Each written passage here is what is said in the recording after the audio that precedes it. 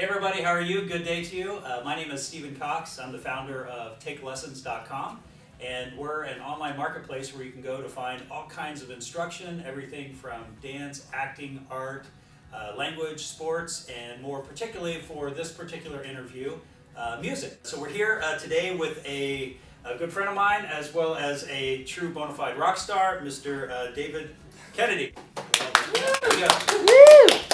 Awesome. So David has been with Boxcar Racer earlier, and now is the guitarist for Angels and Airwaves. And Boxcar Racer, if I'm not mistaken, had both Travis Barker as well as Tom DeLonge in it, right? Yeah, they did. Yeah, I did. I certainly did. A few years ago. Kind of like, it's crazy to think how long ago it was, you know, because it feels like yesterday. You probably hear that all the time when people are thinking back, but yeah, it was just the other day that we did that band. Cool. So on to Angels and Airwaves, and not only is he an artist, but a couple things that you may not know about David is he is also an awesome furniture maker, and I've seen some of his work, and it's pretty incredible. So really cool stuff there. He's also, on top of that, a coffee lover, and we'll talk a little bit about that as well, which I also have some personal feelings on. You've done well for me on that. And then a motorcycle racer. So he's much more than just a guitarist. He's just kind of like the all-around, the most interesting man in the world. No, yeah, right. Yeah. No, I just a fan of a handful of things, and I focus on those handful of things, you know. That's awesome. Cool.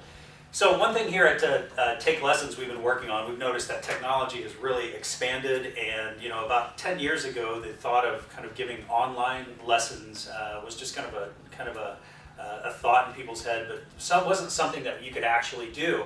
And over the past 10 years and 5 years, things have really progressed. And we recently just did a partnership, or kind of partnered up with Google to do kind of on-demand as well as online lessons through the Google Helpouts platform that they're doing. And so one of the reasons that David is here today is that we ran a contest with the kind of the Angels and Airwaves fans and the Take Lessons students. And lo and behold, there was a winner. And the contest was win a lesson, a private lesson with Mr. David Kennedy. Yeah. And we have a winner for that, actually. The one. Yeah. We rated one kid. Exactly. His name is Tyler. And we asked him, is he pretty excited about winning this? And here was his quote. "This is the opportunity of a lifetime for me. Angels and Airwaves is my favorite band in the entire world." So he's super, super pumped about that. So to get things started, tell me a little bit just about your early days as a guitarist.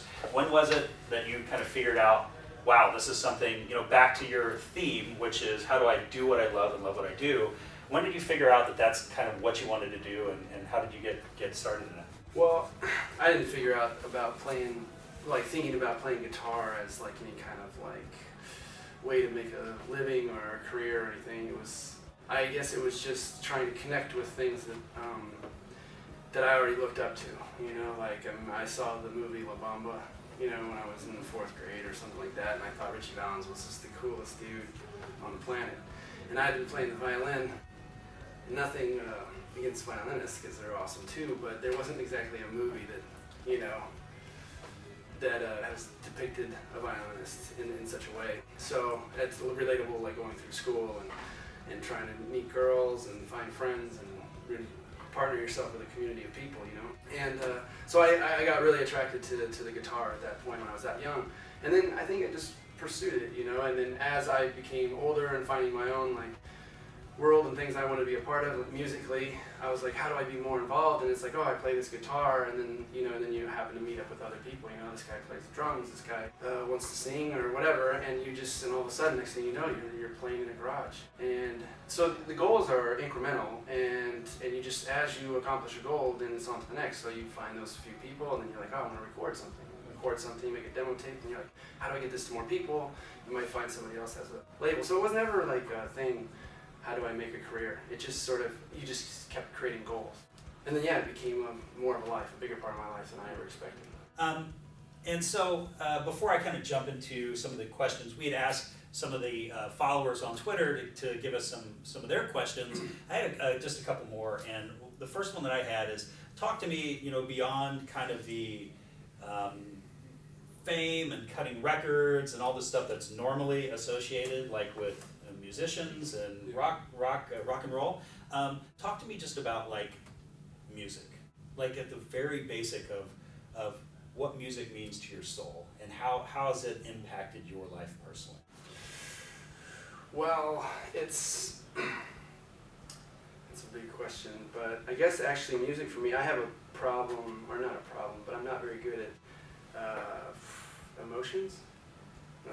And so music, expressing expressing emotions. things, and music, I mean, other artists and stuff like that, I mean, they kind of, when you're, you find that thing that's lining up with you that either helps you through the day or the afternoon, or just lines up with everything that's going on at that moment, good, bad, whatever. And it must be really cool also to take that emotion that you're feeling and be able to express that to another group, like at a show. Yeah, and it's not every night, but you're searching for this moment where you're just completely caught up and lost in it. Like everything's almost, there's all the people and all the energy, and there's all the sounds, and it all comes together, and all of a sudden you're just like almost floating. Like, and it's so cool. It's not, you're not above anybody, you're not below. It's just everybody's created this energy in this environment, and it just, you can just get lost in it, And you can't always find that connection every night, and it's a real disappointment when you can't. But you're seeking that every night, that you get an opportunity to play in front of people, and that's what you think about. You're like, I've got all these nerves and anxious, and I know it'd be so much easier not to have to walk out there, and but I want that feeling again. Right. Yeah. That's it. Cool. Simply, longly put. And I think one of the key things you had said there that I picked up on was that a lot of our folks are beginners out there. That it is a show and it takes a lot of work. It's not just something that's I'm going to go up there and play a riff and we're all going to jam and see what happens. I mean it's orchestrated, it's well thought out, but still leaves kind of room for vibe. Yeah. Because it starts that way at some point in your life when you're creating music and creating a band. But it's grown into this point now where it's a pretty, we rehearse for months before we ever go and play an actual show. We go every day, going for hours a day, going through the set and trying to first create the set and then trying to create problems. That way, because the more you rehearse, the more something that's going to happen will show its face, and then we'll figure out how to deal with it. Right. I think that only comes through just tons and tons of practice, rehearsal. Yeah. Right. And that's why practice is not necessarily the most fun thing in the world to do, specifically when you're learning, but it is the single most important thing. Yeah. And being good is super fun. Yeah. Sucking isn't fun at all. So you got I know doing that me too. We all do. Because you learn like, whoa, that was awful. Like I better practice. So practice it's redundant and it can be just I don't want to you just get over it but you got to just even beyond like when you're tired and you're over it that's when you got to keep doing it and then the next thing you know it'll just be then everything's easy and then once everything's easy and it's good then everything's fun. So this is from Christian Nichols, also a Twitter follower. Any advice to pass along to a new touring band? What would be some of your words of wisdom? I don't know. Don't pace yourself. Yeah, that's a great. Pace yourself. Don't get too carried away with. Yeah, you gotta have fun. And you gotta, you want to meet people and you want to see things, but at the same time, the gig comes first. This one is from Paris. She's 10 years old. She's here in San Diego. She wants to know if she could be your backup dancer for the band. Jeez, 10 years old. I don't know how to answer that one. Backup dancer? Yeah. Angels and Airwaves need some backup dancers. Yeah. Yeah? Yeah, of course. Okay, so she can apply 100%. On the Angels and Airwaves site. 100%. Somewhere. Yeah. So, Mr. M, Twitter follower, says, how would you compare the art of music to the art of coffee brewing? And before you answer that question, I'll let everyone know that David also has a fabulous coffee company called James Coffee Company. And I am a customer, and I get monthly coffee, and it's really, really good. And I brew my own, or I make it at home, and it's awesome coffee. So that's the premise of the question and where the question came from. We'll talk a little bit about the coffee company in a minute. But how would you compare the art of music and the art of coffee brewing?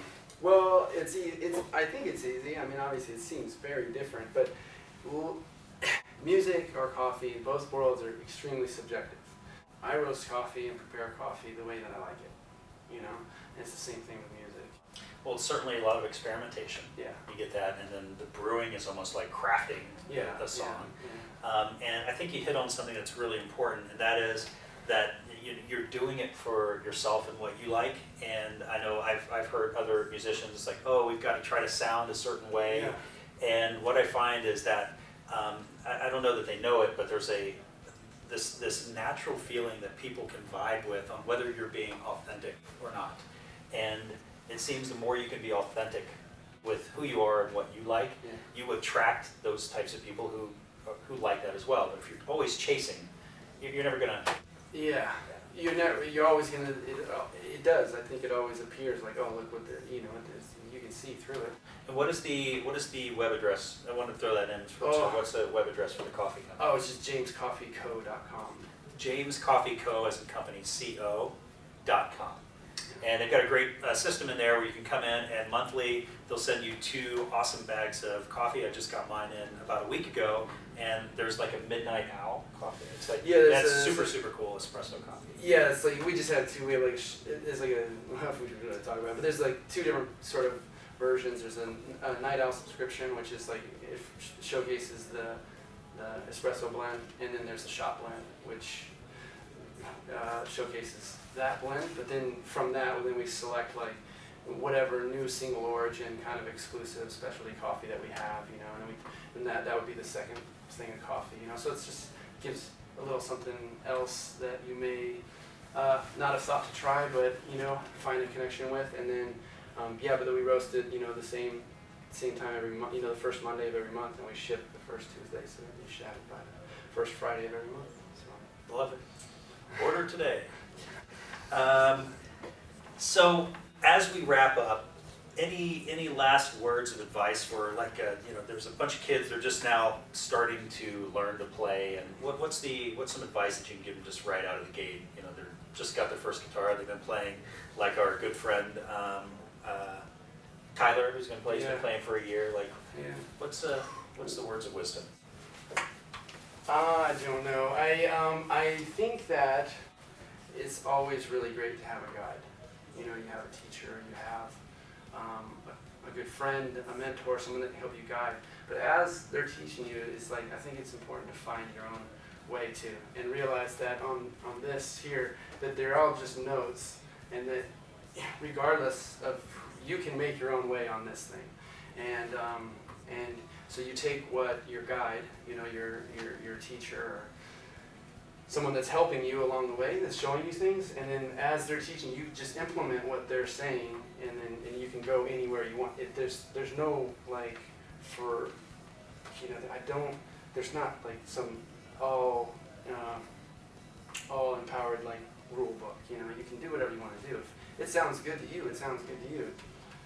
No one can tell you any different. So that's it. I think I wish somebody would have said that to me when I was younger, you know, with a lot of things, like with like singing too, you know, that was a hard, because it was, people could sing or they couldn't sing. That's the way it was when I felt like I was a kid. It wasn't something that was taught to you, but in fact, it's something that people learn. It's an instrument, you know. And to this day, I just got the worst anxiety over having to sing because, you know, it wasn't taught to me that it's an instrument and it has to be trained and you have to be learned. You know, some people, like anything in life, are just going to pick it up faster. But it doesn't matter how supposed tone deaf you are, and this and that. If you practice, then you can do it. And if you have some help, it just helps. It really just streamlines things. You know, so having a teacher, having a mentor is all very powerful and very good tools. That's great. So kind of to wrap things up, and you know, here at TakeLessons, that's one thing we found as well, is that people just continue to get better. Kind of like what you were saying earlier, the more you practice, the better you get. Even if you think you're tone deaf, try it out, and you will get better over time, whether it's a guitar or your own vocal instrument, anything else that you're looking at. We found that to be the case with literally thousands and thousands, tens of thousands of students. So kind of to summarize and to wrap some things up, one of the key takeaways I had learned from this is kind of, be yourself and be authentic with your music and your life and kind of what you're doing. And second of all, the second biggest takeaway was, instead of looking at the whole big mountain, look at what's the next step on the trail. Yeah, that's a good one. Yeah. Those So are all good ones. awesome. Well, thanks a lot for stopping by, and I'm sure that Tyler's going to have an awesome lesson with you. And check out Angels and Airwaves. Check out James Coffee Company at James Coffee Co. And thanks a lot for stopping by. Thank you so much. How's it going? Hello, Tyler. How you doing? So all that is like, so if we arpeggiate something, which would be so.